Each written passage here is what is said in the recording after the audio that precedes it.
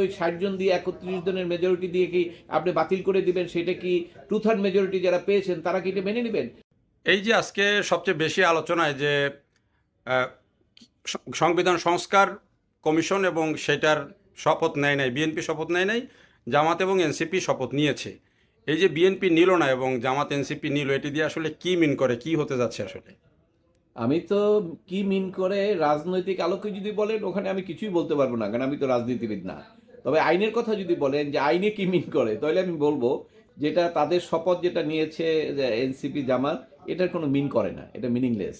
আর BNP যেটা করেছে সেটা সংবিধান অনুযায়ী করেছে, কারণ সংবিধানে যা আছে এর বাইরে তো সরকার চলতে পারে না। কেন, এখন তো আমরা গণতন্ত্রে ফিরে এসেছি, আমরা তো গণতন্ত্রের ট্রেনে উঠে গেছি।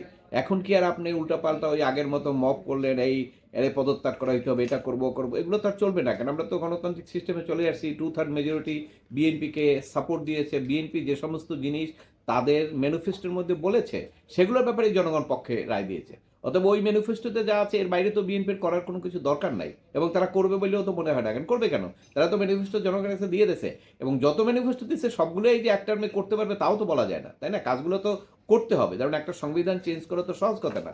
অনেকগুলো বিষয় বিবেচনা করতে হয়, বিল আনতে হয়, আলোচনা হয়, ডিসকাশন হয়, তারপরে এগুলো আবার আদালতে যায়, সব কিছু হওয়ার পরে তারপরে ফাইনাল হয়। তো সেই ক্ষেত্রে এই জিনিসগুলো আছে। তবে যেখানে যে সমস্যাটা হলো সেটা হলো বিএনপির বিরুদ্ধে যারা আছেন, যদিও তারা সবাই একই ছিলেন 5ই আগস্টে, শুধু এখন নির্বাচনে ক্ষমতার কারণে তারা আলাদা হয়ে গেছেন। কিন্তু এখানে জামাত ইসলাম এবং এনসিপি আশা করছিল তারা ক্ষমতায় আসবেন, এবং বিকল্প হিসেবে তারা আর একটা পদ্ধতি, ওই জুলাই আদেশ যে সংবিধান সংস্কার আদেশ 2025, ওখানে বিকল্প পদ্ধতিতে তারা একটা জিনিস রেখে দিয়েছেন। এখন দেখা যাক যে এই শপথ নিয়ে তারা কি করেন, ওই পদক্ষেপে তারা যান কিনা।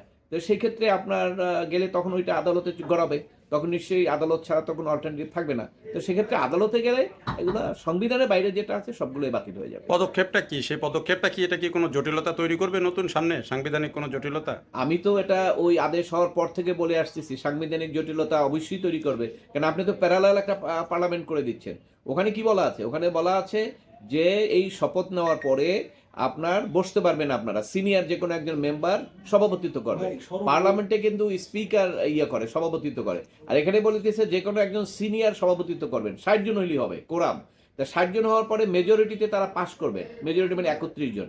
31 জনে যদি যে সংবিধানটা তৈরি করবেন সেই সংবিধানটা হবে চূড়ান্ত, এটা কেউ চ্যালেঞ্জ করতে পারবে না, এবং এটা হবে বর্তমান সংবিধানের পার্ট। অর্থাৎ এই যে আপনার জুলাই সংশোধন অধ্যাদেশ যেটা আদেশ যেটা করা হয়েছে, এটার মধ্যে তো আমাদের বর্তমান সংবিধানের অনেক কিছু পরিবর্তন আছে। তাহলে এইটা কিভাবে হবে বলেন? আমার সংবিধান যেটা প্রচলিত আছে সেটাকে আপনি কি ওই 60 জন দিয়ে 31 জনের মেজরিটি দিয়ে কি আপনি বাতিল করে দিবেন? সেটা কি 2/3 মেজরিটি যারা পেয়েছেন তারা কি এটা মেনে নেবেন? বা এটা কি এদেশের জনগণ যারা আছেন তারা মেনে নেবেন? তাও তো মেনে নেবেন না। এই সমস্ত জটিলতা আসতে পারে। ওকে।